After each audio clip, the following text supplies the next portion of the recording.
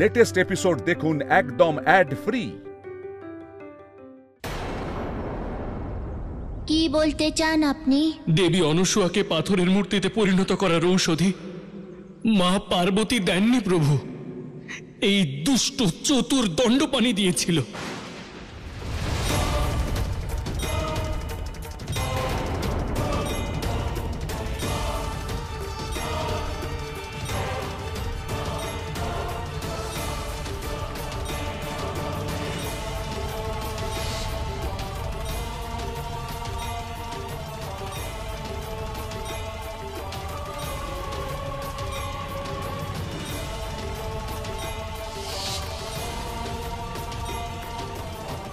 উনি সত্যি বলছেন।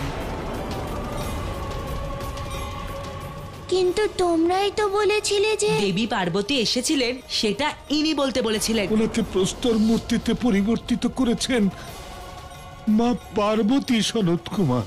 কারণ ইনি আমাদের একটা মিথ্যে কাহিনী শুনিয়েছিলেন আর এটা বিশ্বাস করিয়েছিলেন যে দেবী পার্বতী এই কাজ করেছেন।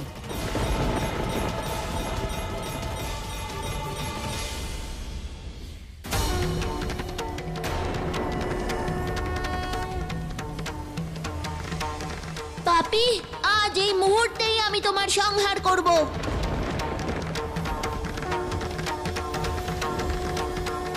না শিব না, দাঁড়াও পুত্র।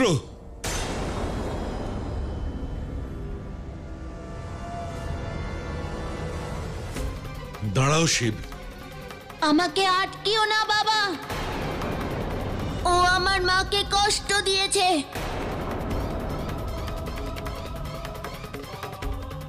আমি ওকে কোনো মূল্যেই জীবিত ছাড়বো না বাবা, সরে যাও আমার পথ থেকে। ক্রোধকে নিয়ন্ত্রণ করো শিব। নিঃসন্দেহে উনি যা করেছেন তা অনেক বড় অপরাধ, কিন্তু তোমাকে মনে রাখতে হবে পুত্র যে উনি একসময় তোমার গুরু ছিলেন, আর গুরু হত্যা তো ভয়ঙ্কর পাপ পুত্র। ছেড়ে দাও এনাকে।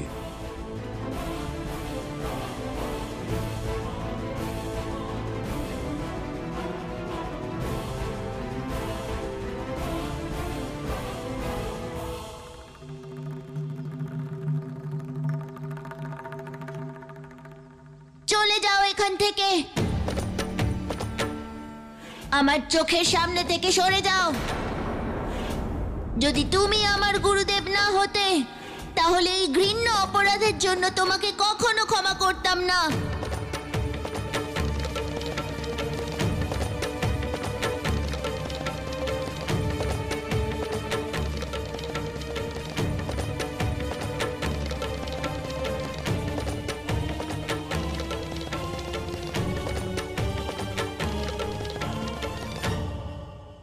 প্রভু, মাকে আর কত শাস্তি দেবেন?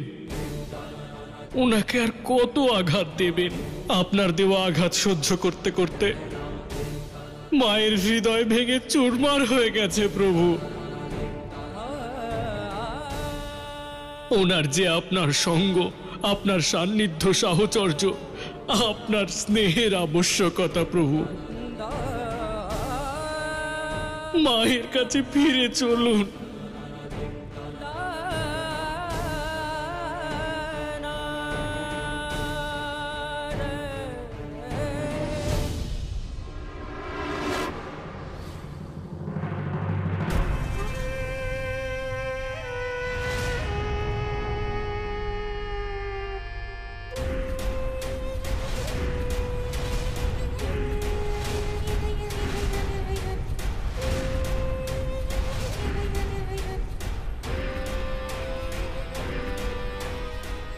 তারকাসুর কোথায় আছে? কেন ডেকেছেও আমাকে? আমার পুত্র তপস্যায় বসেছে, কিন্তু তপস্যায় বসার আগে আমায় সে বলেছিল যে তার অনুপস্থিতিতে যদি ত্রিলোকে কেউ রাজত্ব করতে পারে তাহলে সে হলো ময়দানব। তার ইচ্ছা হলো যে তুমি অসুররাজের পদ গ্রহণ করো আর আমাদের চিরশত্রু শিশু ভোলানাথকে হত্যা করো।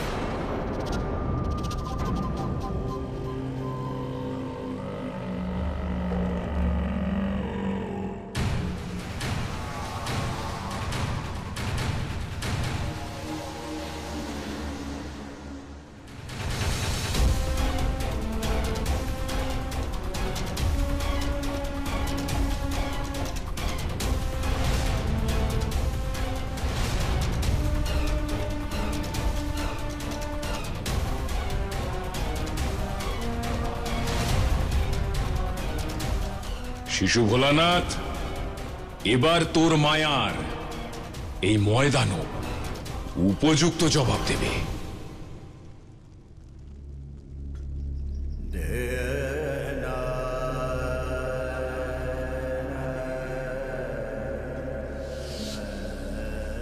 কে করেছে আমার মায়ের এই অবস্থা? দেবী পার্বতী, দেবী পার্বতী, দেবী পার্বতী, দেবী পার্বতী। মিত্র, ওখানেই দাঁড়ান। আপনার সঙ্গে এই মিত্রতা আজ এই মুহূর্তেই সমাপ্ত করছি, সমাপ্ত করছি। আমি নির্দোষ। আমি আপনার মায়ের ওই অবস্থার জন্য দায়ী নই মিত্র। দেবী অনসূয়াকে পাথরের মূর্তিতে পরিণত করার ঔষধি মা পার্বতী দেননি প্রভু, এই দুষ্ট চতুর দণ্ডপানি দিয়েছিল। আজ তুমি আমার পুত্রের সিংহাসনে বসেছ। অতি শীঘ্র সে তোমায় ত্রিলোকের অধিপতির সিংহাসনে বসাতে চলেছে, কিন্তু তার আগে আমার পুত্রের জন্য তোমায় একটা কাজ করতে হবে। করব। ত্রিলোকেশ্বরের সিংহাসনে বসার জন্য আমি সব কিছু করব। তাহলে শোনো,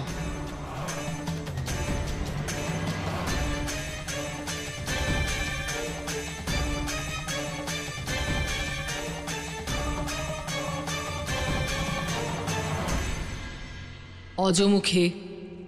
হ্যাঁ মা।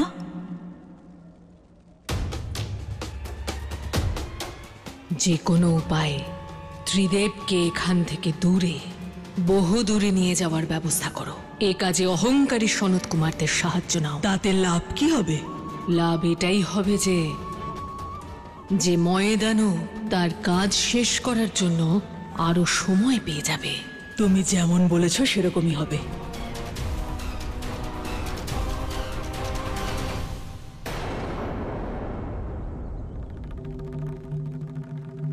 প্রভু আসছেন মা।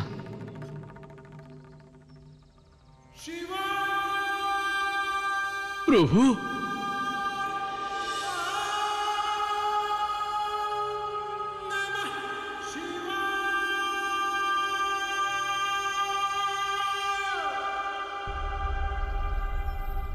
মিত্র, আপনি না, কি? আমি আপনাকে কিছু বলতে এসেছি। আপনার সব কথা শুনবো মিত্র, কিন্তু তার আগে আপনাকে স্বাগত জানাতে বরণ করে নি। তার কোনো প্রয়োজন নেই।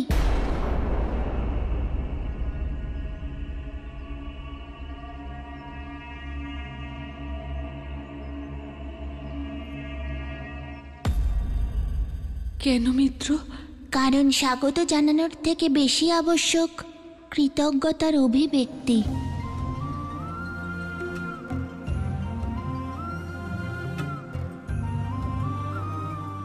আপনি পাতাল লোকে আমায় যে সহায়তা করেছেন সেই জন্য আমি আন্তরিকভাবে কৃতজ্ঞ, কিন্তু পাশাপাশি অপরাধীও যে আমি আপনার উপর ক্রুদ্ধ হয়েছি।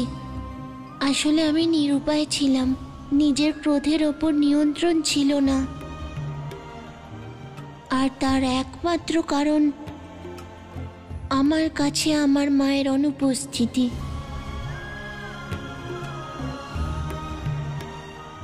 আর এখন যতক্ষণ না আমার মা আমার কাছে স্বাভাবিক অবস্থায় ফিরে আসছে, আমার এই ক্রোধ শান্ত হবে না।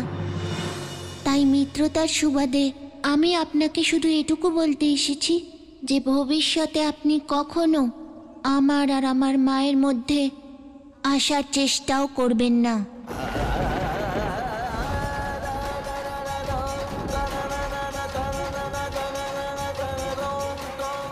আপনার কাছে আমার অনুরোধ, আশা করি আপনি আমার কথা বুঝতে পারবেন, আর এও বুঝবেন যে এক শিশুর কাছে তার মা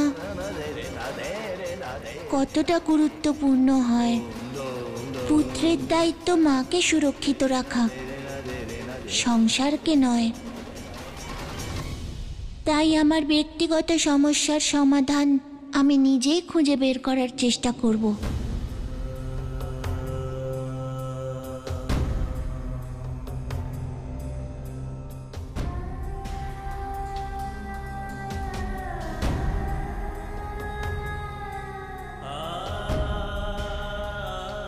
এই হাসির কারণ আমি জানতে পারি? কি বললেন আপনি? ব্যক্তিগত? মহাদেবের দায়িত্ব ব্যক্তিগত? হ্যাঁ, ব্যক্তিগত। আশ্চর্য।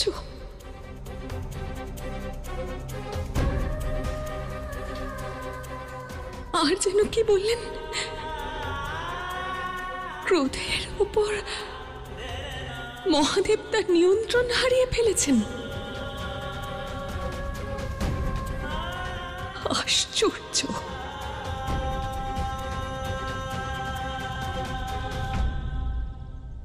আপনি আমায় অপমান করছেন, আমাকে এবং আমার ভাবনাকে উপহাস করছেন।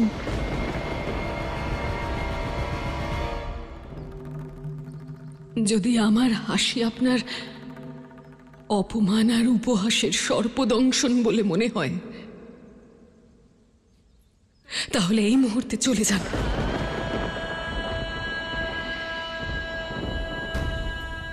না মা, না। না নন্দী, উনি আমার ভাবনা বুঝতে পারবেন না। বলে দাও ওনাকে আমার হাসির কারণ উনি নন।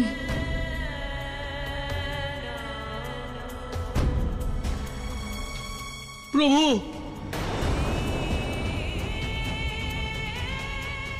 প্রভু দাঁড়ান।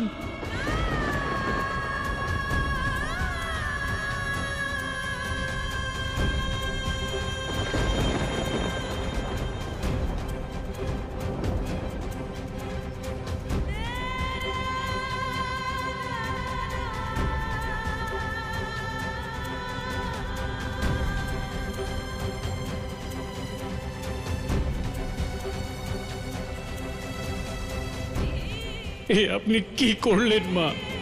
এমন সুবর্ণ সুযোগকে হাতছাড়া করলেন।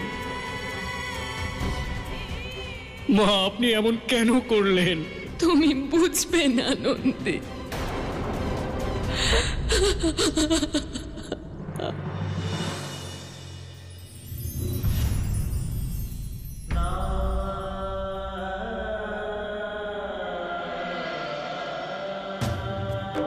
আমার প্রার্থনা শোনো দেবী, তুমি নিজের স্বাভাবিক অবস্থায় ফিরে এসো।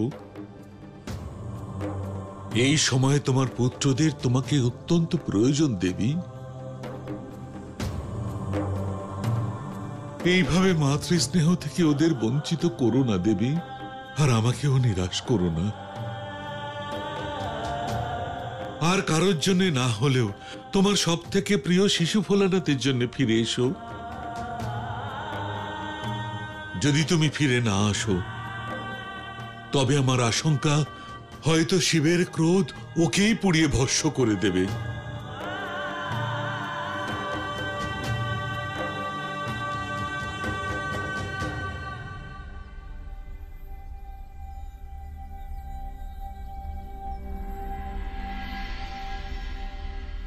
এখন আমাদের এখান থেকে যাওয়া উচিত। ঠিকই বলেছ। এমনিতেও এখানে থাকলে আমরা যথাযথ ভোজন পাবো না। তাই বলছি চলো অন্য স্থানে গিয়ে ধরবানদের আমাদের ভক্ত বানাই, আর সেবা স্বরূপ 56 ভোগ গ্রহণ করা যাবে। হ্যাঁ হ্যাঁ, চলো।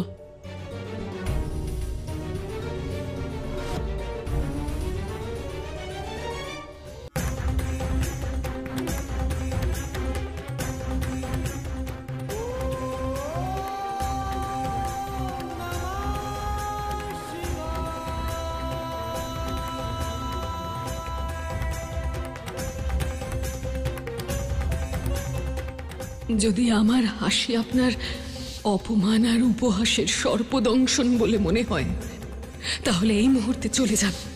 মিত্রতার সম্পর্কের দাবি মিথ্যা। আপনার মুখে একরকম আর মনে আরেক রকম, তাই আমাকে অপমান আর উপহাস করলেন।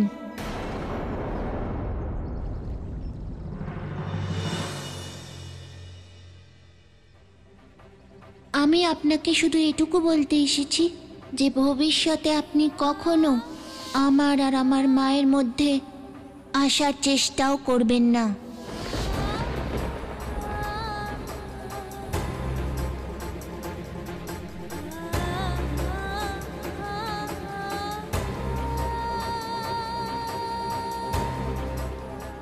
না মা, কাঁদবেন না।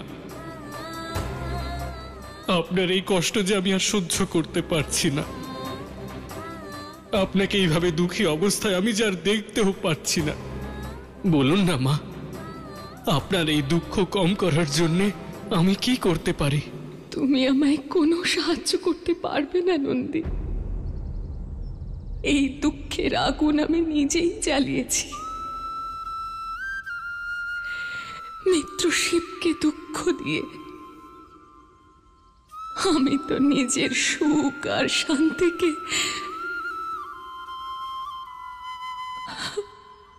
নিজের হাতে বিসর্জন দিয়েছি।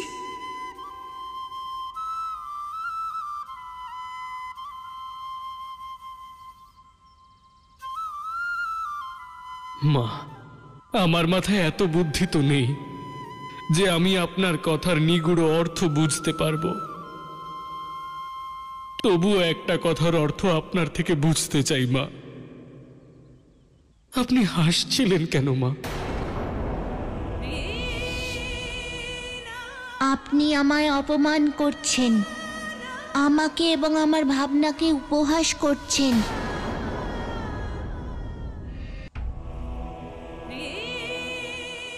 তোমারও কি এটাই মনে হয় নন্দী, যে আমি ওনাকে উপহাস করছিলাম, ওনাকে অপমান করছিলাম? না মা, এমনটা তো আমি স্বপ্নেও ভাবতে পারি না। কিন্তু ওই হাসির কারণ জানার কৌতূহল আমার সর্বদা থাকবে। তুমি মহাদেবের অত্যন্ত প্রিয়, তাই তোমাকে আমার হাসির কারণ বলছি। আমার হাসির কারণ অপূর্ণতার বোধ নন্দী। কেমন অপূর্ণতা মা? আজ পর্যন্ত যে অপূর্ণতার দায়ে শুধু আমার বলে মেনে এসেছি, তিরস্কার করেছি নিজেকে, আজ সেই অপূর্ণতা আমি মহাদেবের মধ্যে দেখেছি নন্দী।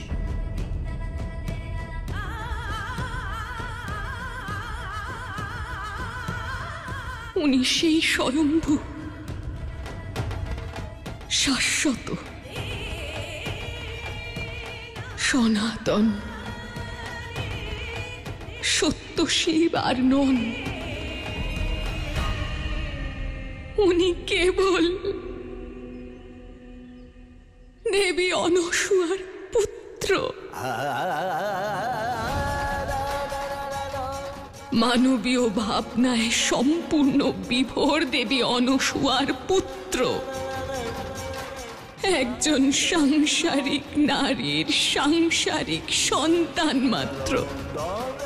আমার যে উপহাস দেখে তুমি অবাক হচ্ছিলে, সেই পরিহাস ওনার জন্য ছিল না, সেই উপহাস ছিল আমার জন্য,